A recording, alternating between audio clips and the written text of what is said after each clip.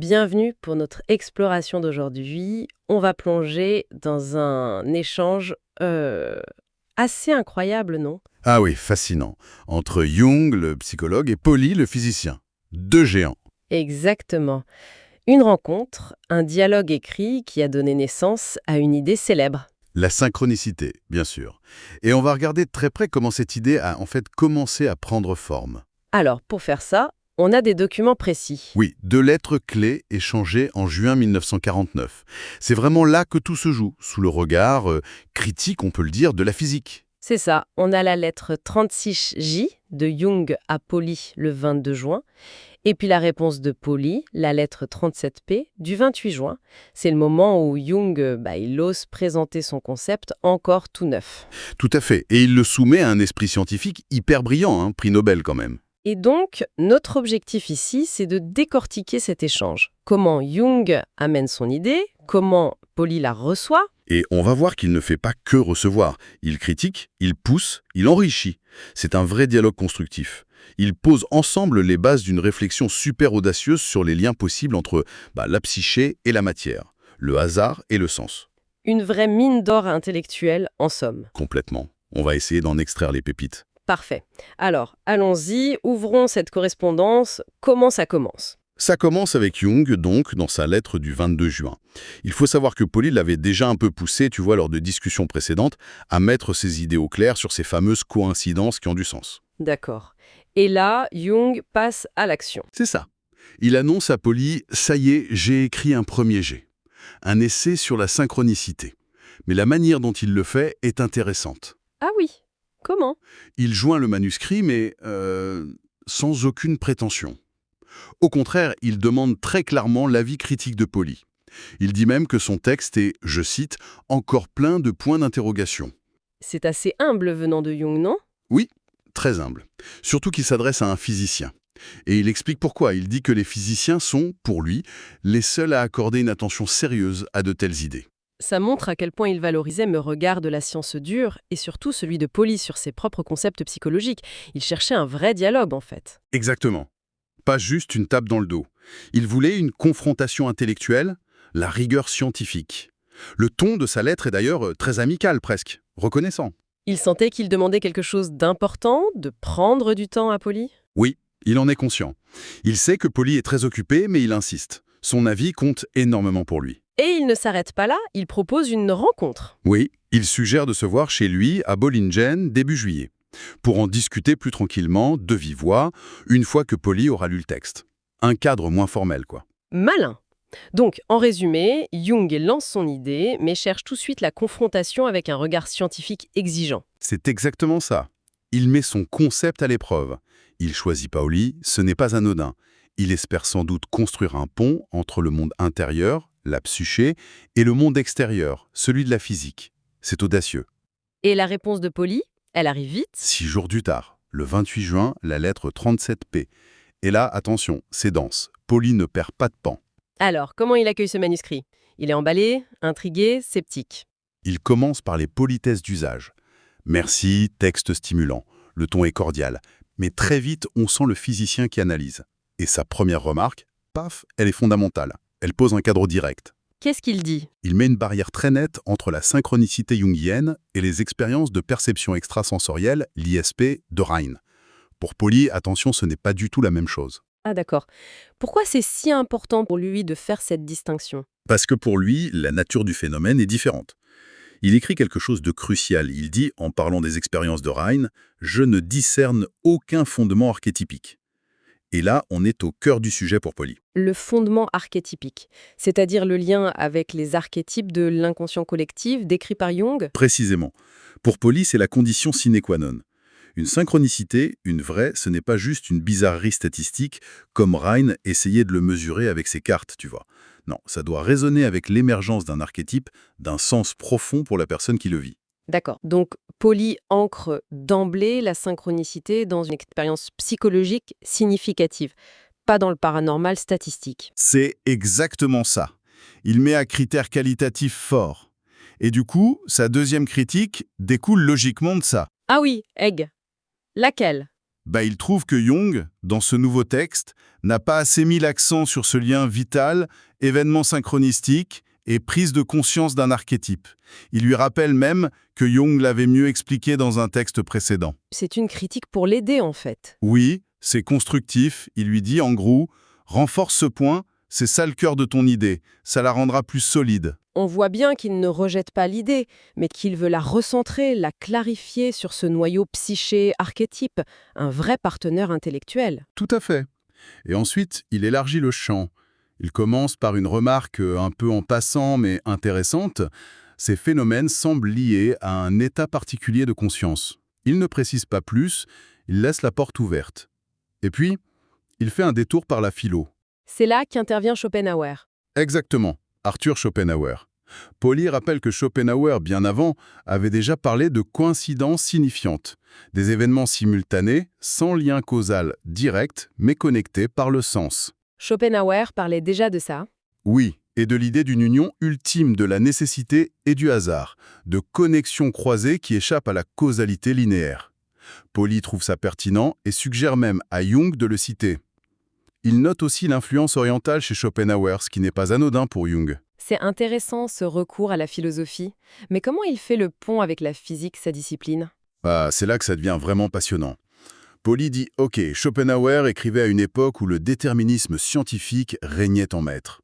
Mais, ajoute Pauli, la physique de son temps, la physique quantique, la physique nucléaire, elle a sérieusement secoué ce déterminisme. Elle a montré les limites de la causalité classique, c'est ça? C'est ça, les limites de la causalité stricte, de la description spatio-temporelle continue à petite échelle. Du coup, paradoxalement. L'idée de Jung devient plus acceptable pour un physicien moderne, hein. Précisément, Pauli pense que grâce à cette révolution en physique, l'idée d'un sens comme facteur ordonnateur, ça ne paraît plus aussi fou, aussi hérétique qu'avant. Il dit même n'avoir aucune réticence de principe. C'est une sacrée ouverture d'esprit de sa part. Une ouverture, oui, mais il reste physicien. Il va sûrement pointer des problèmes de vocabulaire, non? Attention, en physique, causal, ça ne veut déjà plus dire déterministe au sens strict. Il demande à Jung de préciser ce qu'il entend par acausal. Il cherche à comprendre la logique derrière le mot. Oui, et il propose une piste. Est-ce que acausal voudrait dire l'action d'un facteur d'onde abstrait, une sorte de cause qui agirait en dehors de l'espace-temps? Il fait un parallèle prudent avec la microphysique, où on ne peut pas avoir en même temps causalité et description spatio-temporelle précise. Il essaie de traduire Jung en quelque sorte. Il tente de rendre le concept opératoire, même s'il est étrange pour un physicien. Et il y a un autre terme qui pose problème. Oui, et celui-là lui semble encore plus épineux, synchrone. Synchrone, ça veut dire en même temps. Or, Pauli note que Jung donne des exemples comme les rêves prémonitoires, où les événements liés par le sens ne sont pas strictement simultanés. Ah oui, ça pose un problème logique. Exactement. Comment parler de synchronicité si ce n'est pas toujours synchrone? Pauli se demande si ça n'implique pas un autre type de temps, différent du temps physique ordinaire, le chronos. Donc le temps lui pose plus de questions que le sens. Il le dit explicitement. Le mot temps me pose plus de difficultés que le mot sens. Et c'est là qu'il avance une hypothèse vraiment profonde. Laquelle? Elle suggère que la connexion de sens pourrait être le facteur premier, le vrai facteur d'ordre. Et la simultanéité temporelle, le chronos, ne serait alors qu'une manifestation secondaire. Peut-être juste la façon dont on perçoit ce lien de sens quand l'archétype émerge à la conscience. Attends. Le sens avant le temps. La simultanéité comme une conséquence possible, mais pas nécessaire, du lien de sens. C'est l'idée audacieuse qu'il lance. Il trouve ça intéressant parce que ça met le sens au centre comme principe organisateur. Et ça relativise la question de la simultanéité parfaite. Il y voit même un écho aux complémentarités de la physique quantique. C'est une vraie tentative de repenser la structure du phénomène. C'est... Vertigineux comme idée. Et il ne s'arrête pas là, il va chercher une analogie en physique. Oui, il répond directement à la question de Jung. Y a-t-il des liens avec des faits physiques? Pauli dit avoir réfléchi à une physique de l'arrière-plan, souvent via ses rêves. Et il pense qu'un concept physique pourrait être particulièrement pertinent. Lequel? La demi-vie radioactive. La radioactivité. Alors là, comment il fait le lien? C'est inattendu. Il utilise ce qu'il appelle une expérience de pensée. Il imagine un scénario pour Jung basé sur la fameuse histoire du scarabée d'or. Le scarabée qui apparaît à la fenêtre pile quand la patiente parle de son rêve de scarabée. C'est ça. Pauli dit « imaginons qu'après ça, un visiteur un peu étrange vienne voir Jung. Un visiteur imaginaire? Oui, et ce visiteur dirait: «Bravo docteur, vous avez enfin réussi à produire une substance radioactive, c'est très bien pour votre patiente.» Jung protesterait bien sûr, et le visiteur insisterait, parlant de demi-vie, etc. D'accord. Et quel est le sens de cette histoire? Pauli explique: ce visiteur, c'est une métaphore. Il représente l'arrière-plan archétypal structuré par les concepts scientifiques de notre époque. Son langage est symbolique, parabolique. Donc l'inconscient collectif, pour se manifester aujourd'hui, utiliserait des images tirées de la science comme la radioactivité. Voilà l'idée.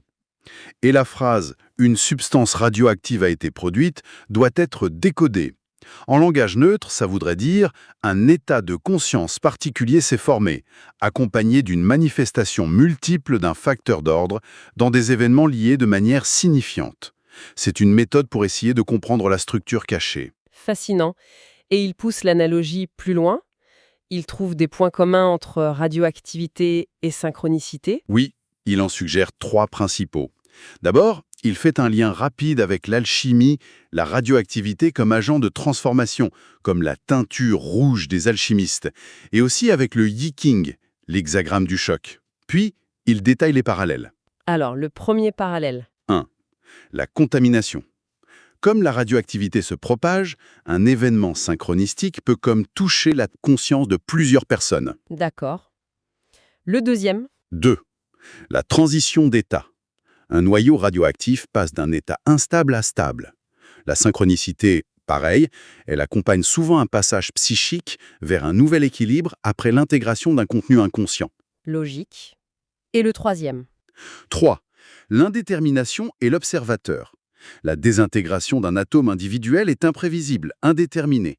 Pauli y voit un parallèle avec le moment précis de la synchronicité qui est lié à la prise de conscience individuelle, l'observation psychique si tu veux, d'un archétype qui émerge du collectif indifférencié.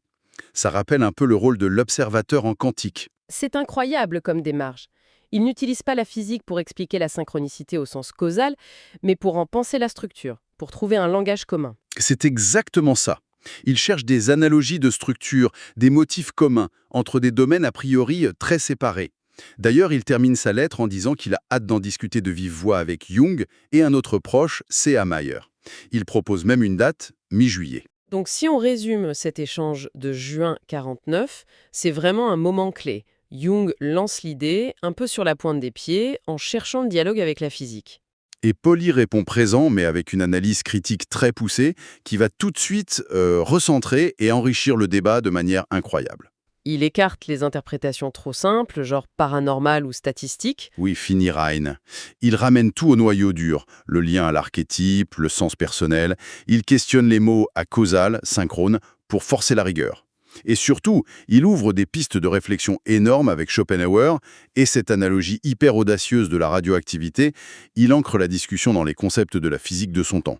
On peut dire que cet échange marque vraiment le début de leur collaboration intellectuelle intense sur ce sujet. La synchronicité devient un terrain d'exploration commun à la frontière de leurs deux univers. C'est la rencontre parfaite entre l'intuition géniale de Jung et l'intelligence analytique, la puissance conceptuelle de Pauli. Un dialogue exigeant, mais tellement fertile. Alors si on devait retenir l'essentiel de cette exploration de leur correspondance, quels seraient les points clés? D'abord, l'insistance de Pauli sur le lien fondamental avec les archétypes. Sans cette résonance avec le sens profond issu de l'inconscient collectif, pour lui, ce n'est pas de la synchronicité. C'est vraiment le critère numéro 1. D'accord, le lien archétypal.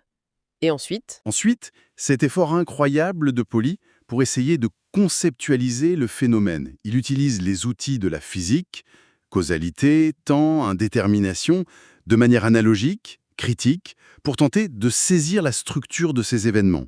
L'analogie de la radioactivité, même si elle est métaphorique, montre bien cette volonté de chercher des ponts, des patrons communs entre la psyché et la matière. Et qu'est-ce que cet échange nous dit, plus largement? Quelle est sa pertinence aujourd'hui?